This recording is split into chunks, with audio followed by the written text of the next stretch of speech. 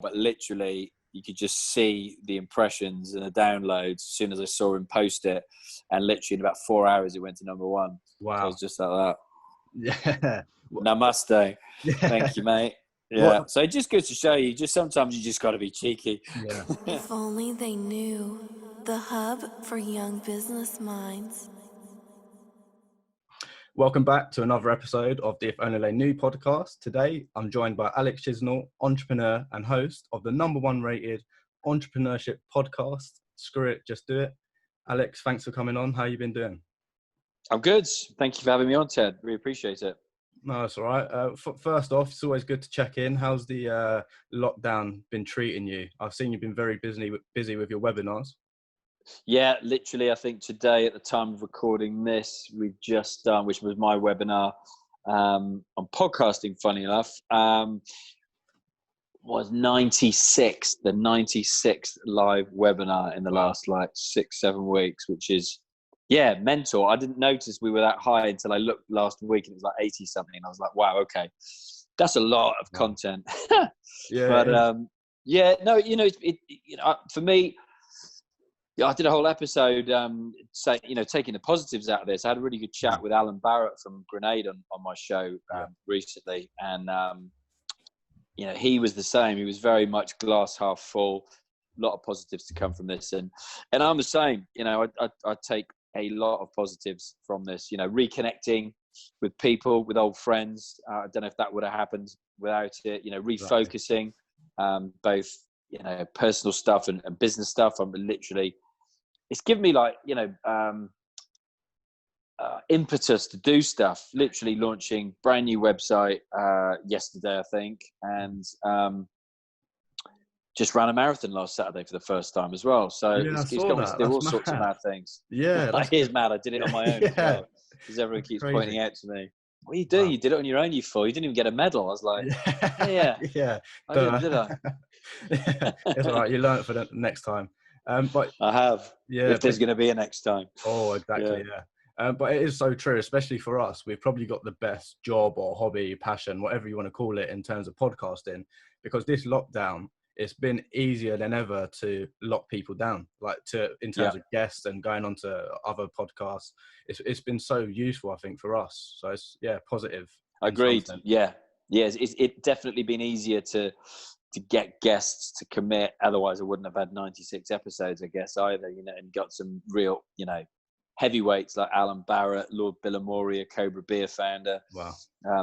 CEO of Huel, $100 million company, got James McMaster on. So, it has been, you're right. And I've jumped on, doing a live for somebody else tomorrow. Literally just asked me in Dubai. Haven't done a live in Dubai before, so I'm looking forward to that. You're right. It's kind of given people a bit of an impetus, I think, to get things moving quicker than they would have done. I think like Al said, stuff that would have taken people probably 3 to 6 months to commit to before, people are getting done in a week or days. Exactly. Yeah. You can literally come up with an idea, like you said, today, and plan it tonight and get it all done out tomorrow. And whoever you want involved, they can all be involved tomorrow as well, because they're all sitting at home waiting for something to do, I guess. So yeah, perfect. Yeah, literally, as an example of that, a mutual friend of ours was chatting to Sabrina Stocker, and she literally, we chatted last Friday, and it was meant to just be a quick chat. 3 hours later, my phone died and we ran out of conversation, but otherwise we'd probably still be talking. And she literally launched something on, I think it was Tuesday, and finished it, Monday, and the deadline finished Wednesday. And she's literally launching like a mastermind, I think a mentoring program. And it's literally just like from ideation on a Friday through to the Tuesday launched. And she's got a whole bunch of people that have signed up for it, and committed to launching her own podcast. So it's amazing what people can do when they got a little bit of extra time, maybe, and impetus to get it done. Nice. Well, yeah, it's been very good to see everyone's sort of productivity. It's definitely keeping me on my toes. But before we get into your podcast a bit more, I always say it's always good to to understand where someone is now. If we can rewind the clocks a bit and get a bit of an idea of what you was like when you was a kid, I guess. Was you into, because there was no such thing as podcasts, I guess. No. Podcasts really recent, aren't they? Like almost a few years, probably. So haven't been around for long. So what was you interested in, and what was you passionate about when you was a kid? Yeah, when I was a kid, I was passionate about a couple of things, mainly sports. So I started the first junior American football team in Wales when I was a kid. I made like all the backs of the newspapers in Cardiff, which is my hometown. Nice.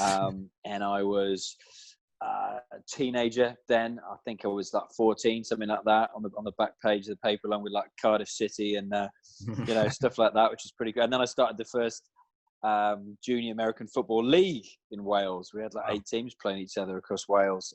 So I was into my American football, and that probably dates back to me being brought up in Canada as a kid, as a really young kid. I think I moved from the UK. I had to quiz my mum about this the other day, because I didn't realise I was that young, but I was literally about 75 days old when I left the UK and lived in Canada, and then moved back over here, I could say. And then, so I was into my American football. I was into my BMX racing. So I used to race BMX on dirt tracks as well, and got into my music. So I was really into heavy metal music. So like Iron Maiden, AC/DC, stuff like that. And I still am. I've rediscovered that. I like 2 kinds of music, like trance music, like Armin van Buuren, Paul Oakenfold, guys like that. And then, 2 kind of extremes, I suppose, really. But I was into my music, into my sport. But that's kind of a little snapshot, I guess. Yeah, that's really interesting. I would never have guessed you was into that type of music, especially. That's people don't. Yeah. No. My first gig was Iron Maiden. Second gig was Iron Maiden. And then the last gig I saw last year, it was like the highlight of my year, actually, in hindsight. Virgin Atlantic, who'd sponsored one of my live events, invited me to go and watch Iron Maiden in their box at the O2. Nice. And that was just like dream come true. Yeah, that was epic. Nice. So what made you want to get into podcast then? I was sort of expecting you to say you liked acting, or you like sort of broadcasting. What was it that drawed you into podcasts?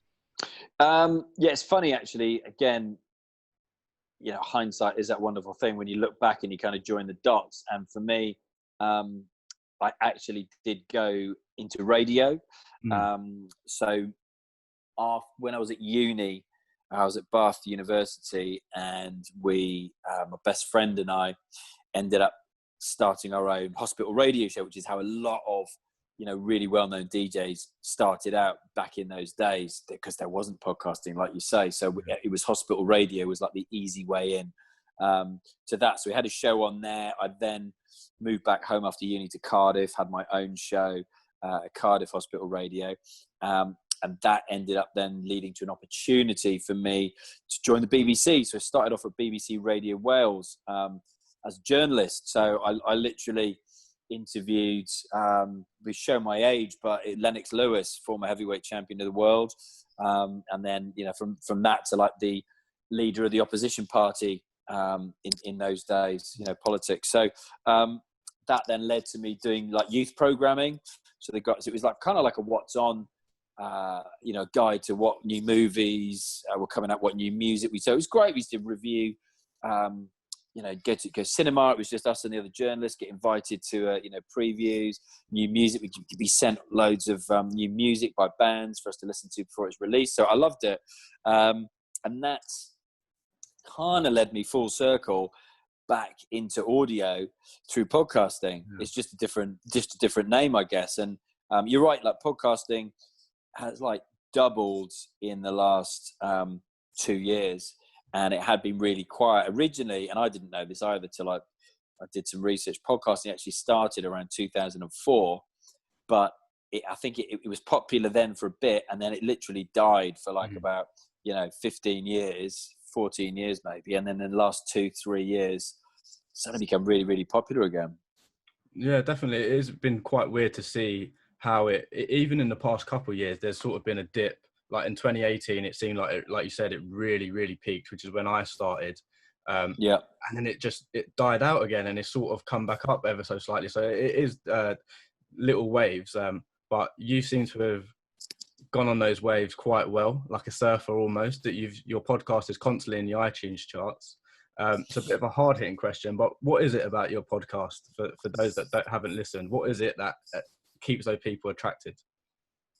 That's a good question when you got to kind of analyze your own podcast, I suppose. And yeah, for me, it has been, like full of ups and downs. You get that initial rush when you launch it, and you get that enthusiasm, and then when you don't start seeing the results or life takes over, I then focused a lot on live events, and my podcast just was kind of treading water, and I did have lots of thoughts about ditching it because it is a commitment.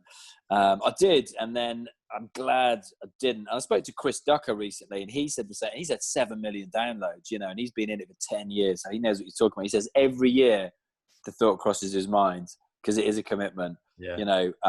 Should I keep doing this? And he said every time it's the best decision I ever made is to keep doing a podcast. And I'm the same, 100%. And for me, I suppose, what makes mine stand out or different, or makes people interested in it, is that I try to find people to interview who've been where I want to get to. So successful entrepreneurs, but for me initially, what got me into podcasting was how I built this, which is a really famous podcast. Guy called Guy Raz hosts it, and I loved it because it would just interview all these amazing entrepreneurs who'd made £1 billion businesses. But I saw an opportunity to do something a little different, because I thought everybody that he was chatting to had been there and done it, but they'd kind of retired 15 years before. And you think a lot of the advice they were giving during the interviews, some of it's timeless, but a lot of it wasn't really relevant anymore. Social media wasn't around then, phones weren't around, mobile phones weren't around then. So I just saw an opportunity that if I could actually get people who were still in the trenches, still doing it, and have that kind of real life advice that they could give people, that's where the opportunity lay. So a mixture of those and like up and coming people, like, for example, the first #1 that I got was with Julian Hearn from Huel. And that was, a very young business. They were only coming up to their 4th year anniversary. They're a £50 million business already. And since then, in the last 12 months, they've gone from 50 million to 100 million. So, I try and, get those brands that people might not have heard of, or, heard a little bit about, but don't know the full story, don't know where they came from. And then just over time, I've just added my own solo episode on a Saturday, just reflecting back.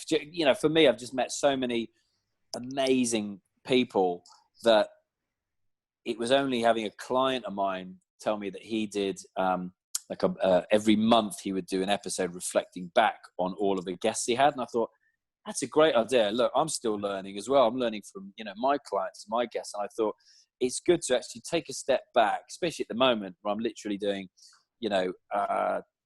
8 to 10 live webinars a week, to actually do an episode where I reflect back on the learnings of speaking to all those people, because there's a lot of commonalities when you speak to successful people, that they do similar things, and that's why they're successful. That's why 99% of other people can't be bothered to do those things, So that's a really long answer. I do apologize. No, it's good. No, it's good. It's perfect. It's what we want here. The thing I love about your podcast is that it's, like you said, you have the biggest and the best names out there that we may not know about, but you're also very straight to the point. Like, you have the intros at the start of the podcast saying what the podcast is going to be about, and you promote like your Facebook group, Podpreneur, and you're very open and honest about what you're talking about, essentially, which for a podcast is essential, because you hate to get like 10 minutes into a podcast, 15 minutes in, and you're like, wow, this guy's just talking complete waffle, constantly trying to like sell certain things or whatever. So I feel safe in the fact that I know 15 minutes in, I'm going in for the long run. I'm not going to close the app halfway through. So I think that's best. Cool. Yeah. That's cool, because we've all listened to those podcasts where you just think, I'm being sold to, or you start the podcast and you get 5 minutes of them selling something before they've even introduced the guest. That's a massive I know it's like quite accepted in America. I think people don't even hear it anymore. They kind of tune out. But Yeah, for me, there's not many of those that I think I would stick around and listen to be honest with you. You kind of move on to the next one, don't you? Yeah, I'm the same. It's a commitment, I think, to listen to a podcast. And that's what I've realized when I started my own. I need to actually earn the respect of the listeners before they listen, almost. Like, that's why I think social media is very important. 100%, yeah. Building the reputation before you even get the podcast out there even. No, you're right. Absolutely. And I think you do have to earn somebody's trust, somebody's respect, and especially to keep them, because as you probably know, if somebody subscribes to your show, you've got like 3 opportunities to keep them as a listener, or, on Apple at least, it will pause the downloads. And when you go back, it will go, do you want to carry on listening to this show? So you're not getting the downloads for that. So you think, okay, I've literally got less than a month to impress this listener. So yeah, maybe I can get away with one, not so great guest, or the interview didn't come out as well as you thought it did. But you think, right, I need to get somebody decent on now to keep them listening, because once you start, it is very difficult to stop, I think, because it's just build up momentum with a podcast, don't you? And you keep getting bigger and better guests, and you build your audience, and you get into more countries. I saw this week with mine, it continually amazes me. I looked in the chart and it was number 15 in Egypt, and I was like, what's that all about? And it was like Gary V was number 13, higher than me, and Tim Ferriss was 2 behind me. And I was like, hey, if anyone had ever told me that I'd have a podcast in an African country, either side of 2 of my heroes, I would have laughed my head off. So I'll take that every day of the week. It is quite weird when you think, I know it sounds quite stupid, but there are actually people listening, and there are people in countries you've probably never ever been to that are listening to you probably every week. It's bizarre, isn't it, really?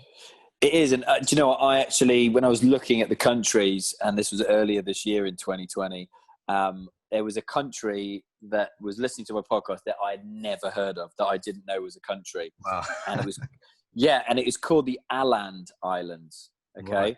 And if you look at it, because I no idea, it is a group of islands that are between Finland and Russia, literally just a bit of rock right in the middle of the ocean. And if you read the Wikipedia page for it, it says most people think that the islands are Finnish. People speak Finnish. It's a Finnish, but it actually turns out it's its own country, and I've never heard of it. So that's crazy. Love it. Yeah, that's mad to think. A bit earlier on there, you mentioned about getting good guests on to sort of keep the podcast alive. If you feel like it's sort of you want to keep those audience members tuned in. A lot of people have asked me this: how do you get the big names on your podcast? Yeah, no, it's always a good question to ask, and for me, and this isn't meant facetiously at all, but literally, I just ask, and I ask, and I ask, and I ask, and I ask. I don't take no for an answer until they tell me no. It's just perseverance, and it's being systematic with that, so that you've maybe got their name in a spreadsheet, and every month or at least every quarter you're touching base with them. You're just letting them know that you're around, and excuse me, I've ended up with some of my best guests, like Lewis Howes had just been on the Ellen show, and just gone huge in the States. And it took me a year to get him, and it was when it suited him, he got back to me, i.e. he was launching a brand new book, so he wanted to hit every show, and it's fine. You can still try and steer the conversation away from the book, but at the same time, I am respectful of the fact that I'm offering my platform to my guests because people are interested in hearing of them. So I do need to give them some airtime, but I don't want it to be, it's tricky with books because you don't want it to be, a complete sales op for them, and all they're talking about is trying to flog their book, because that doesn't make for a great podcast either. No. But for me, it's just being systemized with it, and utilizing everything that's available to you. Social media, so easy. For example, last year's Apprentice winner, Karina Lepore, that was literally a couple of Instagram DMs.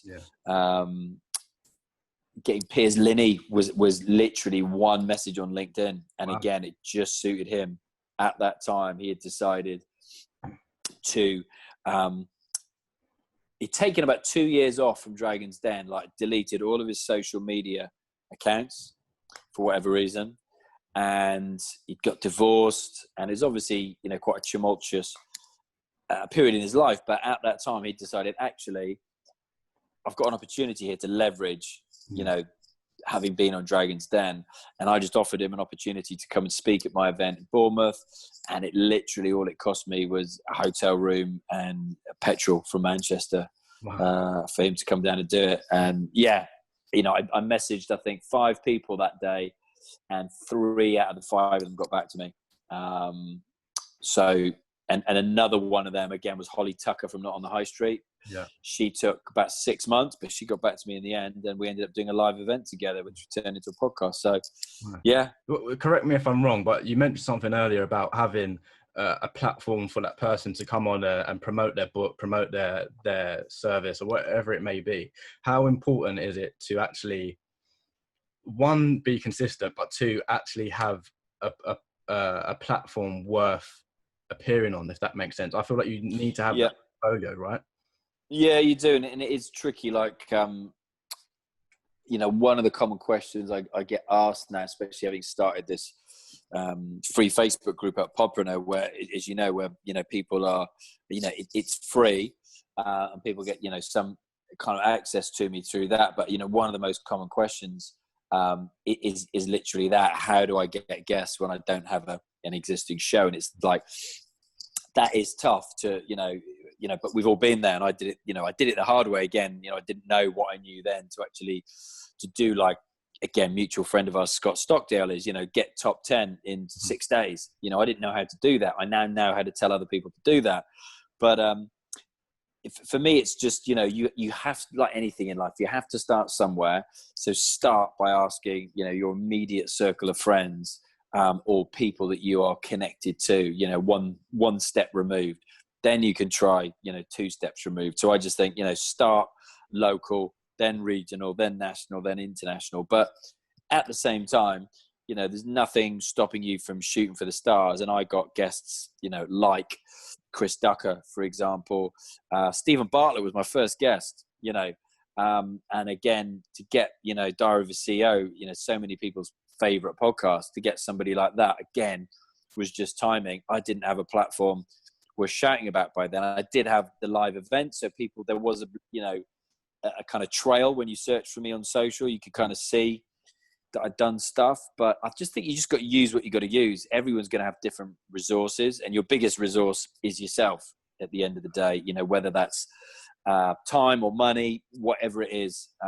You find other people who've got the opposite of what you've got, and leverage that. If you've got money but you haven't got time, find someone with time and get them to help you do that. Well, talking about leveraging yourself, if we can try and boil it down, what do you think are some of the elements that make a good podcast host? Because there's so many different variations. You've got like the straight talkers that are straight to the point.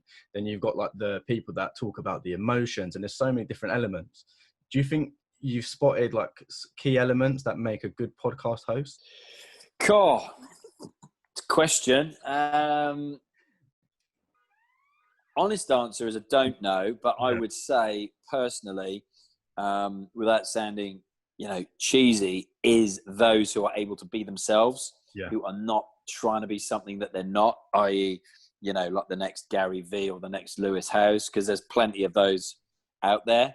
And what I didn't want to be when I started was just another How I Built This. I didn't want to come across as that, because, at the end of the day, you don't want to reinvent the wheel. Everything that's been, bar, say, James Dyson inventing things, new Hoovers and stuff, bar him and a few other people maybe. Everything's been invented, everything's been done.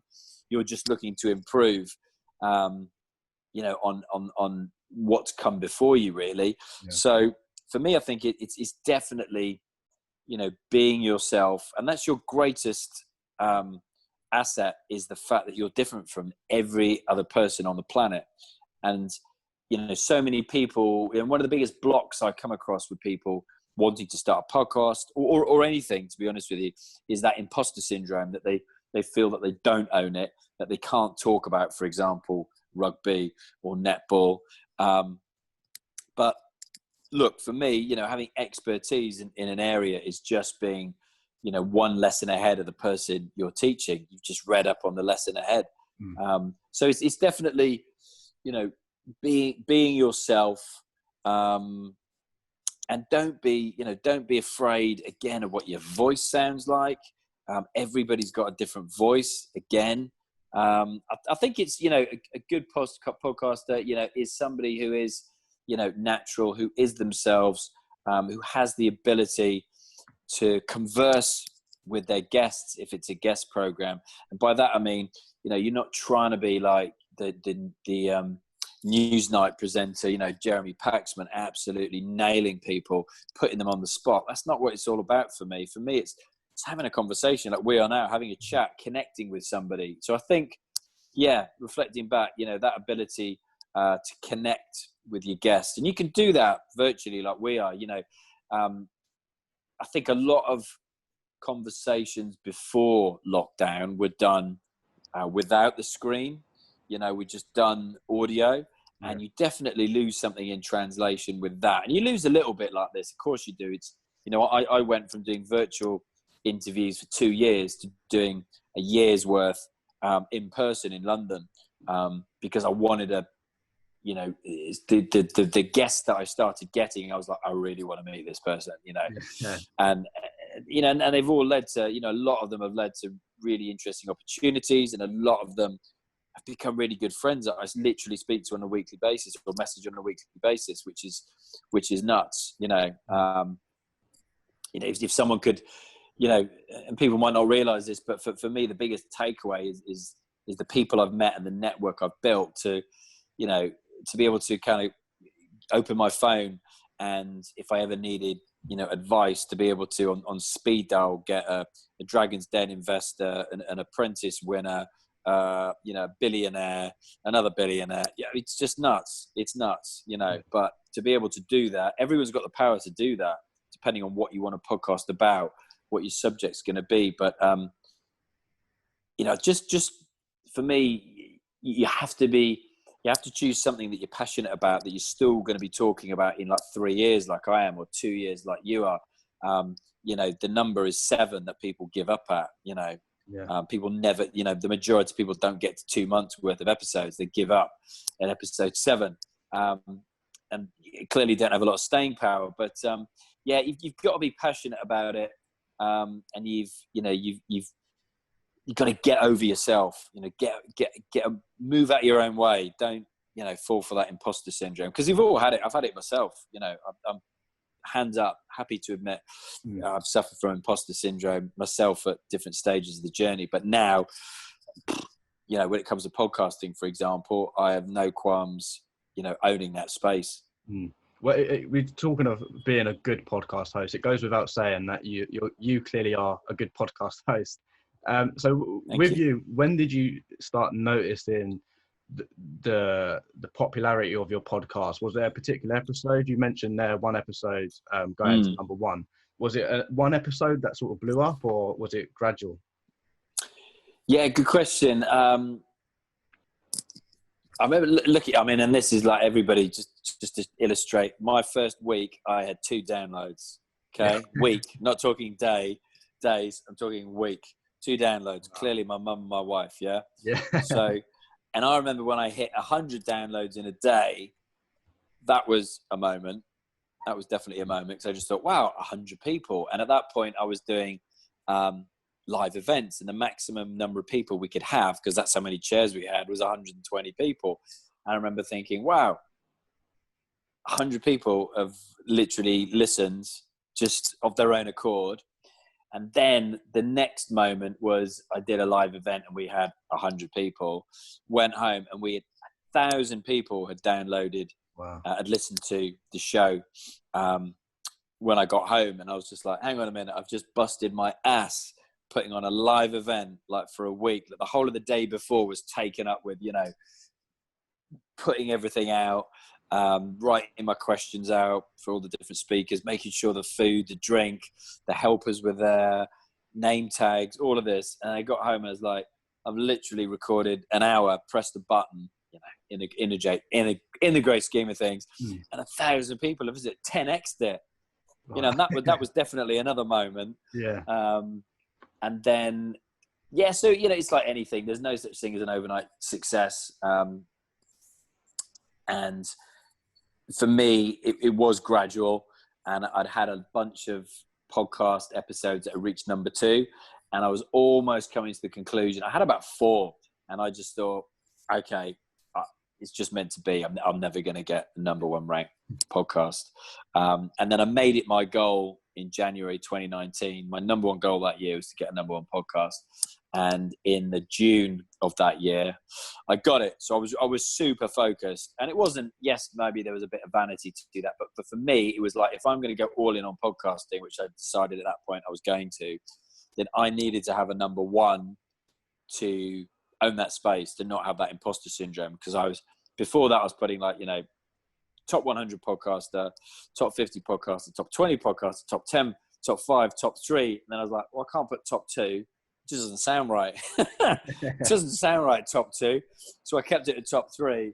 And then I was like, okay, if I can get number 1, then for me, that gives me, that kind of kudos in that space. And I feel confident. It's a confidence thing really for me. Yeah, that's what it was. So it was definitely momentum. It was definitely setting it as a goal, writing it as a goal, letting other people know it was my goal. And I was even telling my interviewers that this was the goal. And they said that, you buy them into it. So Julian Hearn from Huel, they have what they call their hooligans. They're raving fans who literally, every time you buy Huel, for those who don't know, it's like a meal replacement, like a powdered meal. But they're very clever in how they built like their tribe and fostered that sense of community, because everyone who bought it got a T-shirt, and you get these people taking selfies all over the world, with the T-shirt on. So he called them the hooligans, and he put it out. He wrote a post on LinkedIn. He went all in on promoting it, and that made a difference. And then straight after that, I had James Haskell, who a lot of people are going to know from I'm a Celebrity. But prior to that, he had literally just retired as a Wasp, England, British Lion rugby player. And again, it got to number 2, and he promoted it on his business page. He had like a fitness business. And I was scrolling through Instagram that night, and I saw he was DJing live. He was on the deck somewhere at a party, and I just thought, is it cheeky if I like ask him to promote it on his personal page? And I just thought, sod it. So I just texted him. I just said, Hask, don't suppose there's any chance you could actually promote this on your personal Insta, is there? And literally he didn't reply. He didn't reply to me for a while, but literally you could just see the impressions and the downloads as soon as I saw him post it. And literally in about 4 hours, it went to number 1. Wow. So I was just like that. Yeah. Namaste. Yeah. Thank you, mate. Yeah. Well, so it just goes to show you, sometimes you just got to be cheeky. Yeah. Well, that's what I was going to say. And it is almost essentially influencer marketing, because the big guests that you get on, you can leverage their platform. Like you said, you mentioned there, he was a bit cheeky and got him to post it on his personal platform. But because he's an influencer, it worked wonders for you, right? Absolutely. And I was posting it to his girlfriend, now wife as well, who's a big fitness influencer, Chloe Madley. Yeah. And she's like the daughter of Richard and Judy, big daytime TV host. So yeah, they're both like influencers, definitely. And I did gain a lot of people. And I know now, because I see, you connect with people on LinkedIn and you can see where, and they let you know, they message you and say, this is when I started listening to your podcast. And a lot of them have come from the rugby world, from that. And they know that as well. Like, now, and I didn't have this when I started, but now I get, Christ, it's probably about 5 or 6 emails a day from PR agencies, podcast agencies, and there probably wasn't even a thing called a podcast promotion agency up until a few years ago, but they are. A lot of them are American, but they're pushing guests on me. Not pushing, but well, they are, yeah. And 99.99% of them I turn down because they're just trying to push somebody's agenda. It doesn't really resonate with me, and a lot of them get it so wrong because they're actually trying to promote the business rather than what I want is the story of the person behind the business. If they actually reframed it, I might be a bit more interested. I just said yes the other day, actually, first time in a very long while, to the founder of FreshBooks, which is like, again, if you're not in that space, you wouldn't have heard of it. But if you know, like, Xero, it's in the kind of fintech space. They're massive, and American company. And I thought he'd be a big name in that space for me to get. And I said yes, but that's the first one I said yes to this year, probably.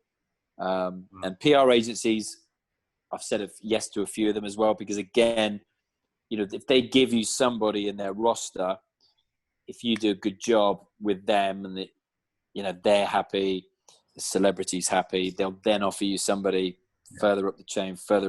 So you can definitely target certain PR agencies for the type of guests that you want. If you wanted to be in, I don't know, the travel space or the fashion space, there are agencies who only promote those people. And I've got quite a few guests that way as well. But before we go on to how you've actually leveraged the power of the podcast and what you're doing now, it'd be good if we could quickly talk about the name of the podcast, because correct me if I'm wrong, but in your podpreneur group on Facebook, which everyone should join, by the way, it's really good for podcasts. On that group, I'm sure a few weeks ago you mentioned it had ties with Virgin, because it's obviously Richard Branson's favorite quote, isn't it? Screw it, just do it, I believe. Close. Oh, Yeah, close. Screw it. Yeah. So my podcast is called Screw It, Just Do It. And he wrote a book, which was called, what was it called? Really, it's Screw It. You got me now. I'll have to Google it. But that's literally, so my old boss was Richard Branson, funnily enough. So this is the connection. So I worked for Virgin Atlantic after uni, went to travel the world for a couple of years, which turned into many more years. But it was a nod to my former boss, and at the same time, bit of a long story, but to cut it down to a very small. Originally, my podcast was going to be for Virgin Startup, who I've been working with. I ended up with my own business as a delivery partner for them, which was helping entrepreneurs start and mentor new businesses. Anyway, I went to them with a proposition to do a Virgin Startup podcast. And they said, great, it's typical Virgin. As long as it doesn't cost us any money or time, Alex, you can do it. So I went out and I got my first maybe 6 episodes with like Stephen Bartlett and Jimmy from Jimmy's Iced Coffee, people like that. And I went back to them, and it took them 90 days to get back to me with a decision. And I was just sitting on it. And then I got a phone call on a Friday, and they said, right, Alex, we've all listened to it, all 24 of us, and we like it. I was like, yeah, it's taking you 90 days for 24 of you to listen to it, isn't there? Have you heard of a decision maker? And I said, but now it's going higher up. So it's gone to virgin.com now. Stand by your phone. We're going to get a decision today. So make a coffee. Hour goes by. Get a phone call. Good news. Virgin.com like it. I'm like, yes, brilliant. Brand new podcast. Virgin behind it. Imagine, how far this is going to go. And he went, but it now is going further up the chain again. It's going to the Virgin Group, the head of the Virgin Group. I was just like, right, okay. Wait again. But sometime after lunch, get a phone call. Okay, good news. Virgin Group say yes. Virgin Group have approved. Just one more hurdle to overcome. It's now got to go to the head of Virgin PR. Just like that. Oh my God. I was just like, well, if Virgin Group have approved it, Virgin.com have approved it, it's a no-brainer. Yeah. And literally at like 5:29 p.m. or 5:59 p.m., something like that on the Friday, get a phone call going, okay, it's good news and bad news, Alex. Good news is that they're happy for us to do a Virgin Startup podcast. Bad news is they want you to come up with a completely different idea for the podcast and redo every single episode in the studio. And I was just like, really? And to be honest, in hindsight, everyone says to me, so you obviously binned that straight away. And I was like, well, I didn't. I actually spent the weekend thinking about it because I just weighed up the power of the Virgin Group compared to little old Alex Chisnall doing his own little podcast, which then got 2 downloads in week 1, which kind of cemented what I thought. And I just thought, in the end, screw it, just do it. Literally, I just thought, screw it, I'm just going to do it myself. If this is what they're like to work with, how much red tape is there going to be? And I already knew how much red tape there was working with Virgin at that point. It was a nightmare to get stuff done. What had been relatively easy 4 years ago, by 3 years in, was getting really tough to get a decision quickly. So I just thought, if I do the podcast myself, I'm in control of it. I'm in control of my destiny. Whereas if I do it with them, they're going to ask me to change things. And they did, they kept changing things. So, and in the end, it started out with quite a bias towards Virgin, and, the color was red as well, with the Virgin logo in there. And eventually, they asked me to take that down, and I'll be getting messages from them saying, can you change that social media message, that post on Twitter? And I was just like, right, let's rebrand the whole goddamn thing. But I'm not doing what they said. And they said, ditch the name as well. And I was just like that. Nope. I'm having the name. Because the book was similar. Screw it. I have to find it. Yeah.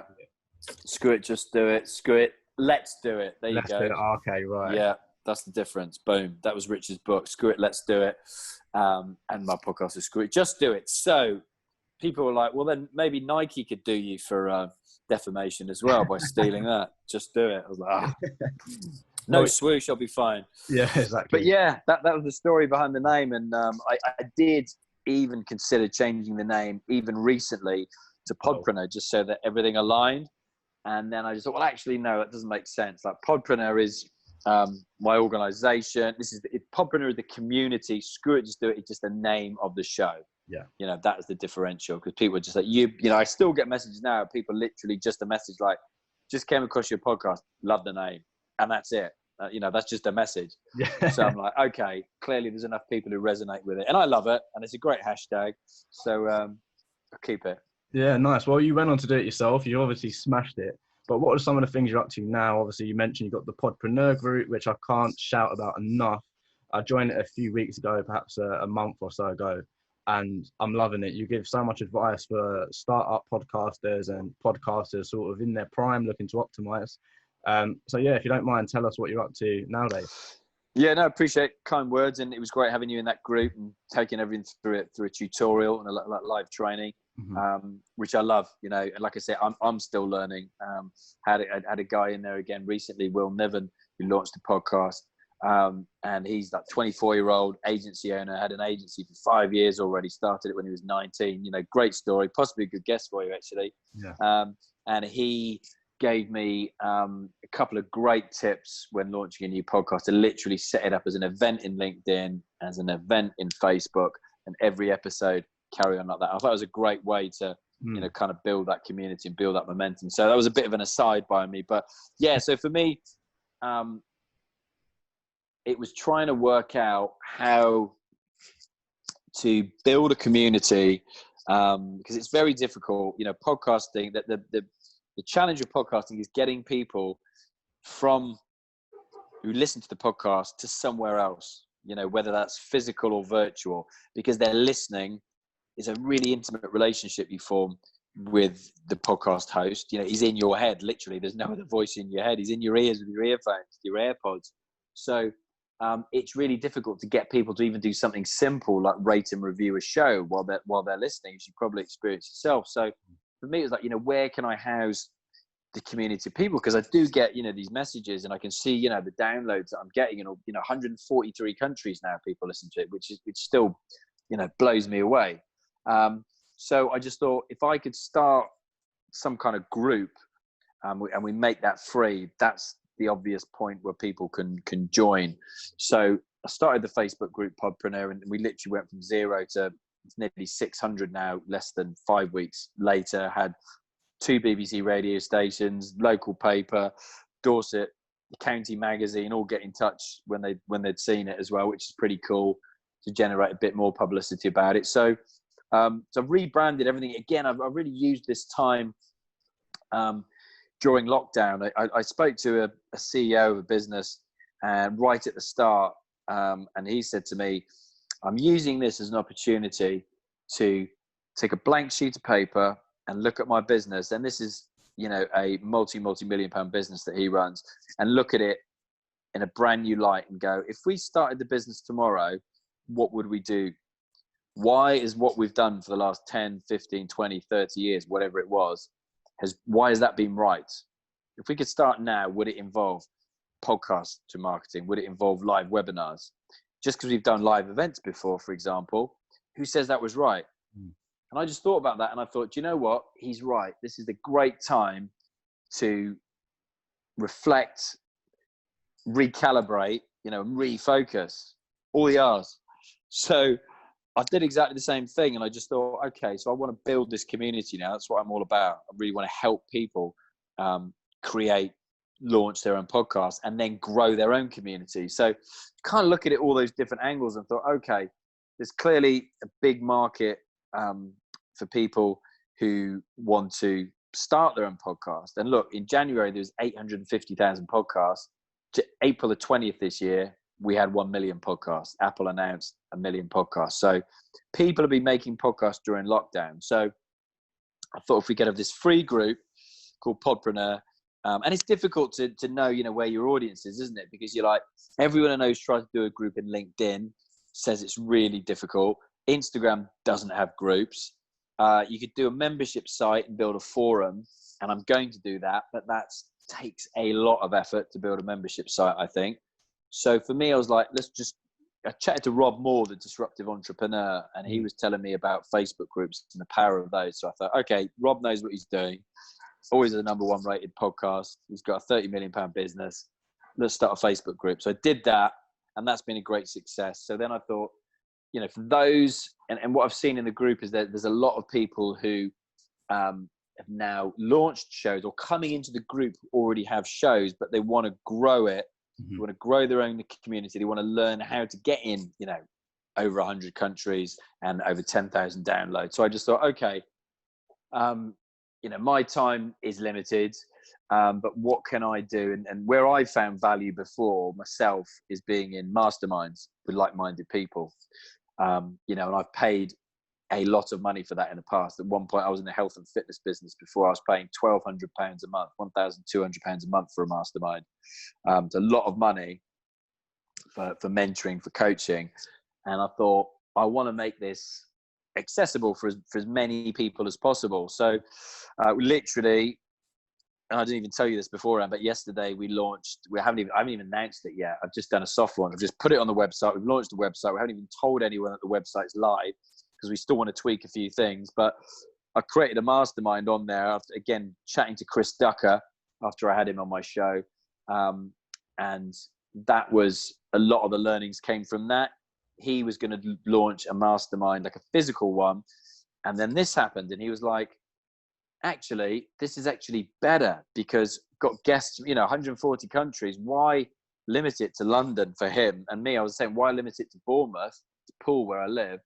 Let's do this virtually. So literally launching a mastermind program where, every month people can find out what's working in my podcast and my clients' podcasts as well. And all of those learnings, not just from mine, but from, American podcasts, European podcasts that we're looking after. So take all those learnings and, share them with a, small number of people on a monthly basis, and then do, other extra value adds there as well. So like a live training every month as well. So, how, for example, to get a guest in to talk about how to leverage YouTube to grow your podcast, something like that. So for me, it was, I just saw that as a sweet spot really for the next stage, because so many people launching podcasts, but I just saw so many of them making the classic mistake of launching with one episode, not getting anywhere with it, and me thinking they're going to be the number 7s. They are going to get to the number 7 and think I'm not getting anywhere with this. So I just thought I can actually, share my knowledge. But again, my time is very finite these days. I've got family, I've got a business, got the podcast, and now these live webinars that we mentioned at the start, they're taking a lot of my time. But again, they're incredibly valuable. So yeah, this is my way of doing it. So we've literally, done that and, use this time to refocus and put more stuff online like that. So it's like an online mastermind. Last year, I was really glad I launched my first course. So podcast launch program. So I was literally putting all of my knowledge into like 10 chapters of a podcast course in an app, in its own app. So people can literally, listen to it in bite-sized chunks whenever they want, wherever they want. And that just got me really thinking more about, what you can do online and the power of reaching people online. And, I saw it with the podcast, but maybe it wasn't until this lockdown hit that I really realized, what else we can do. So for me now, that what this period has been all about. So I've been, spending a lot of time, every spare hour I've got in the evenings, working on those ideas for Podpreneur. Yeah. Like I said, I can't shout out enough. You're clearly one of the top 10, if not top 5 podcasters, definitely in the UK. And like you said, you're in so many countries worldwide. What do you want your legacy to be? If you can try and sum up perhaps in one sentence, when it's all said and done, do you want to be known as the top 5, top 10 podcaster, or do you see something different in the future? It's a good question again. And, yes, I definitely have, I've definitely seen an opportunity here, especially in the UK, to be known in this space as, as somebody who can help people when it comes to podcasting. In America, that space is owned. I wouldn't want to compete over there with some real heavyweights, but bigger than that for me. And I don't know what the number is. I've been thinking about this, but is it, helping 1 million people, launch and grow their podcast? Is it to have helped people find their voice through podcasting? Maybe that sounds a bit stronger. I'm kind of playing around with those things. So I haven't got a definitive answer for you, but I'm kind of playing around with those things in my mind at the moment. So like every year I do what's called my roadmap. And this year was no different. And, because of lockdown and the pandemic, I've been reflecting back on that now as we're coming up to 6 months of the year. It's a pretty good time to reflect on how the year's gone and make some changes, where necessary. So I'm just reevaluating my goals, and that's very much part of my thought process at the moment, is what I want my legacy to be. And I think it's probably bigger than, it's bigger than the UK for sure. Yeah. I mean, even the Podpreneur group, we've got people from 10 countries, which is nuts. And just this week, 30 new people, and it was interesting. They're all from America. I haven't actually promoted it in America, Yeah. So where they're coming from, I'd love to know. And we're not using any paid ads like, a lot of the other guys. So, so those are my thoughts on it anyway. But somewhere around that space, helping people find their voice through podcasting, getting, helping people overcome that imposter syndrome. And at the same time, cementing my legacy as somebody who, was able to help people through this amazing medium that, me and you and a load of other people know as podcasting.